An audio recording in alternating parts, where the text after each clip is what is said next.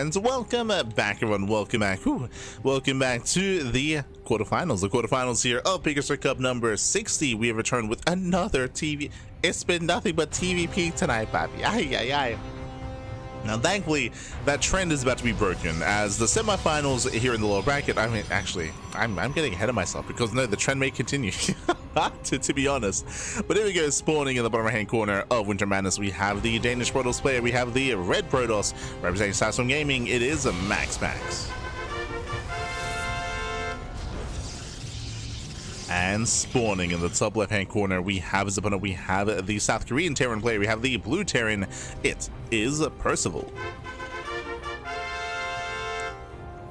Here we go. We are settling into our first series. And if you're in the chat, you know what time it is, papi. What is it?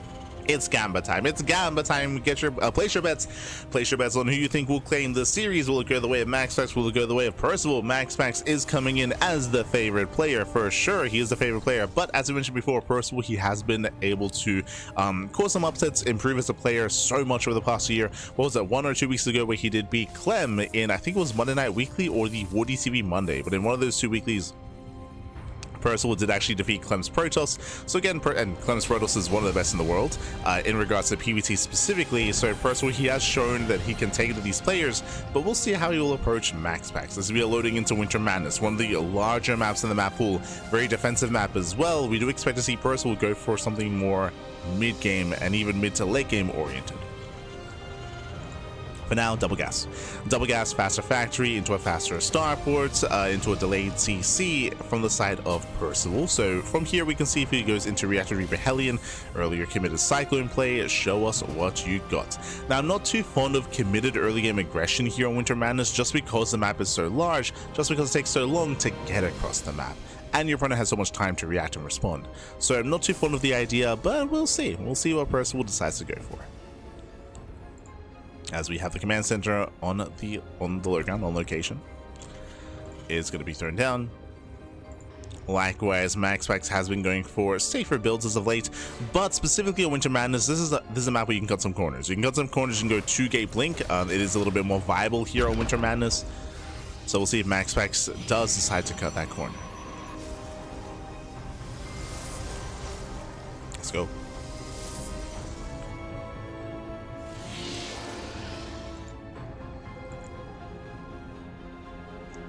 No one to combo with. Oh no. Look, everyone's scared. They don't want to end up like TRZ earlier. Tiji, I think. Tiji's been very vocal recently, but over the past like week, maybe 2 weeks, Tiji has lost like almost 2 million grapes. Like he gambaed too hard, man. He gambaed too hard, but again, like in around 2 weeks worth of broadcasts, did lose everything.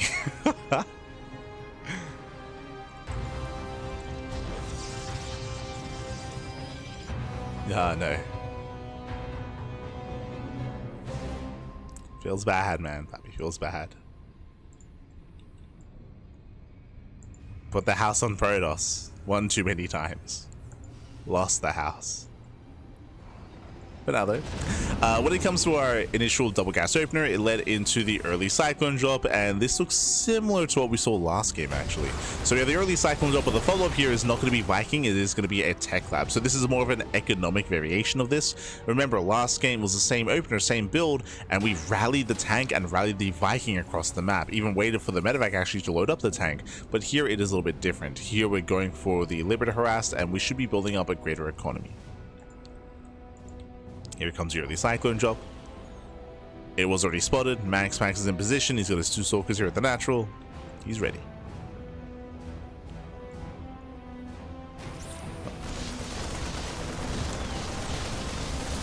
T-Gen, yes, exactly. As MaxPax deflects, look at the shield battery was in position, and the Hellion is shut down as well. So nice defense here by MaxPax. When it comes to the build itself, it is a 3-gate blink into. Sorry, whoa, my apologies. Did I say 3? That is 4 gate. 2 in the main, 2 in the natural, 4 gate Blink Stalker, hyper aggression at a MaxPax. Very quickly, Percival did scouts. He did see 2 gateways here at the natural. He can assume 1 gateway in the main, but can he assume another gateway as well? He knows it's at least 3 gates. That 100%. Like, he knows it's at least 3 gateways. We know that it's 4. MaxPax is warping in 4 Stalkers at a time. Back at him to defend. What do we have? We have 2 tanks in the main base. We have 2 bunkers on the low ground. So far, a decent setup here. The boys are being pulled. The boys are being pulled. The repairs, it looks like it is barely in time. We have to react. We have to react with the rest of the army.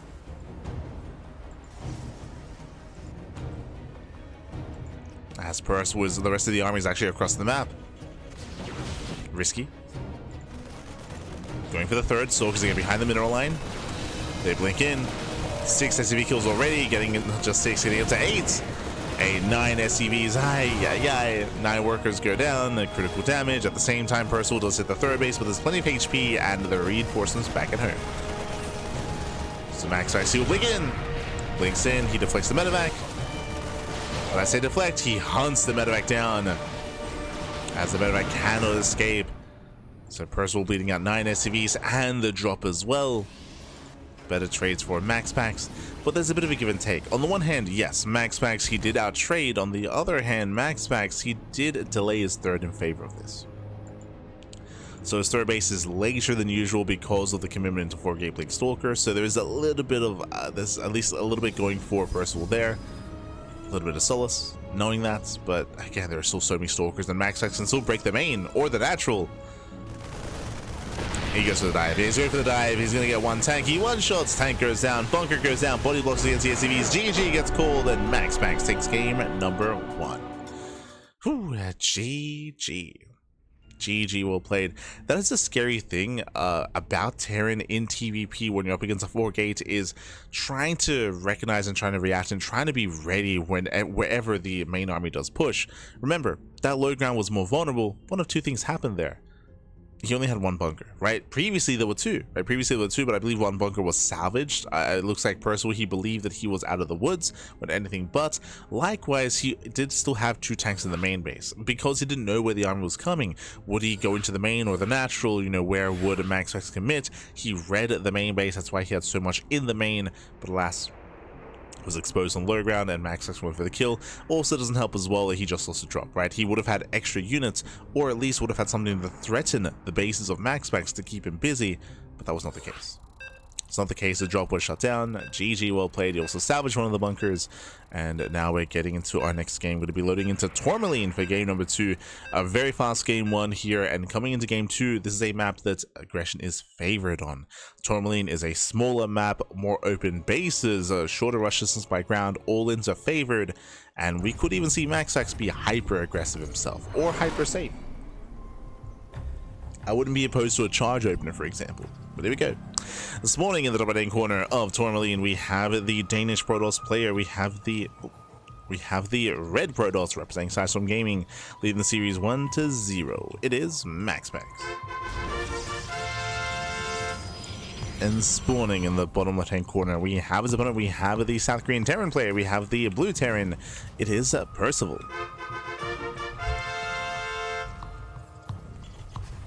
Here we go. Hello. Here we go. As Percival does fan out, he will avoid the main scouting path. He will veer off towards the right-hand side instead, and he's going for an eBay block.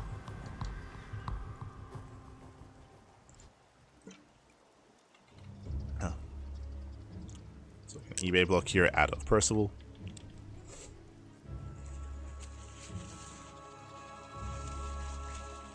And once again, welcome to Tourmaline. Tourmaline is one of the smaller maps in the map pool, has a very open entrance to the natural, a very open entrance to the third base as well. All-ins are heavily favored here. This goes both ways, so we're expecting to see hyper defensive play at a MaxPax to defend against an all-in, or something more aggressive to be the aggressor himself. One or the other. We don't expect hyper greed. We don't expect like 2-gate blink into a third. We don't expect a Stargate opener. Should be leading away from that, as MaxPax is forced to expand at the unnatural natural. You can see here the eBay has plenty of progression. MaxPax was late to check, and he's forced to expand here on the left hand side. MaxPax is now vulnerable. Okay, so far so good for Percival. Behind the CC on the high ground, there is the cancellation of the eBay, gets a refund.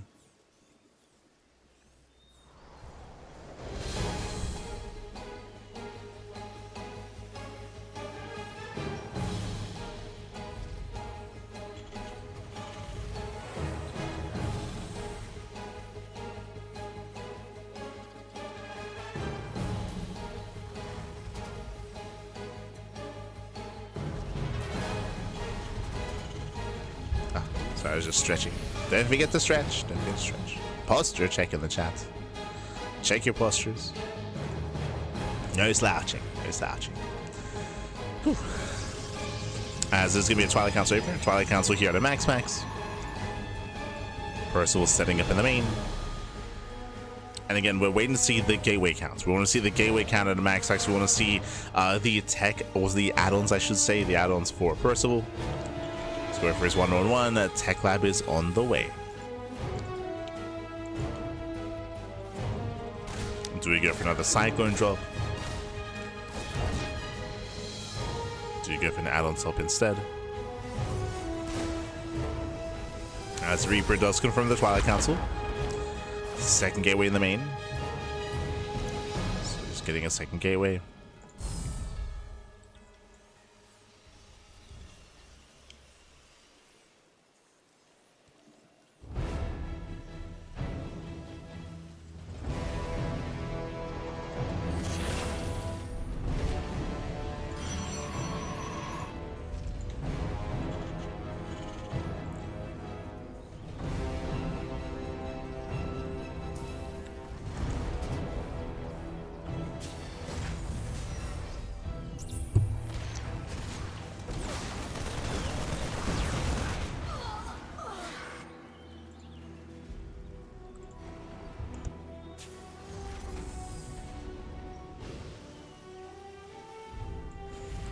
Oh, not going for the Viking. Okay, so it's the same build. Same build 2 games in a row. We're opening up Marine Cyclone into early drop across the map. So same opener 2 games in a row. Followed by the tank production, followed by the what should be Raven play out of Percival. So we'll see if we can have a little bit better success. The Cyclone is spotted. Percival takes down the Adepts, but MaxPax he will intercept. We do get the lock on, but the lock on is broken. Shield battery is done. Percival does have the high ground, and he actually does pivot over towards the right-hand side, going for the main. At least trying to. Head for the main base. No shield battery in the main. Uh-oh. And Percival does get the lock on, and he will kill one. One Stalker goes down. Gets 1, gets 2, gets 3. Oh my god. Yeah, very nice trades. Very nice trades. Takes down 3 Stalkers. Percival does pull away, and he's reinforcing with Marines and tanks. And behind this time not Raven, going for Banshees. Oh no! Ooh, Medevac gets hunted down. Medevac does fall. Percival gets to pull away at the same time. Tank does siege, but is he overextending? The tank is exposed. It's an expensive loss. Oh no! And he's gonna lose it. Yeah, he will lose the tank. Percival, he does overextend. He takes out 1 Stalker in the process, but that is not worth it. That is not worth a tank. Ay, ay, ay. Honestly, the Cyclone drop was pretty good. Like, he was trading well. Up until he lost the tank. As Percival has to pull back. Percival is contained. Wants to be active with those Banshees. How the Banshees revealed. Banshees revealed defensively. MaxPax does contain, and now he's getting his 3rd base. How many gateways? He's on 4. He did it again. 4-gate blink, and this is just deja vu. 4-gate blink Stalker dives into the main base. Tank will go down, takes down the tank, takes down the Banshee. Oh, we'll take 2 volleys though. Still trading well. The boys are being pulled,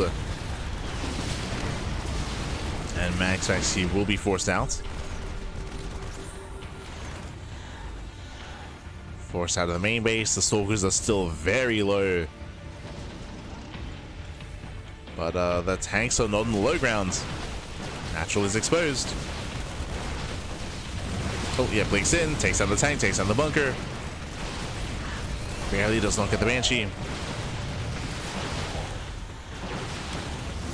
But he wants it. Gets 1. Barely snipes 1. That's one Banshee.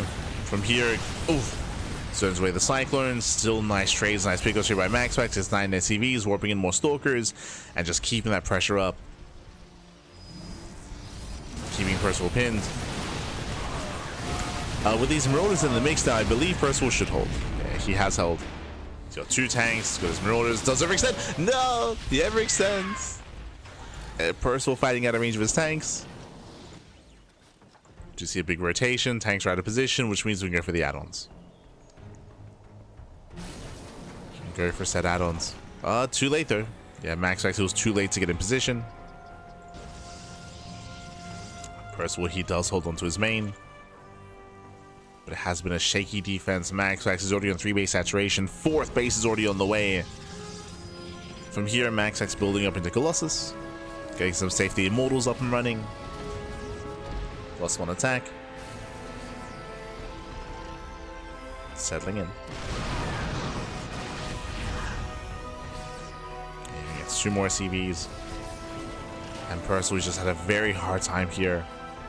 Just trying to get a 3rd base.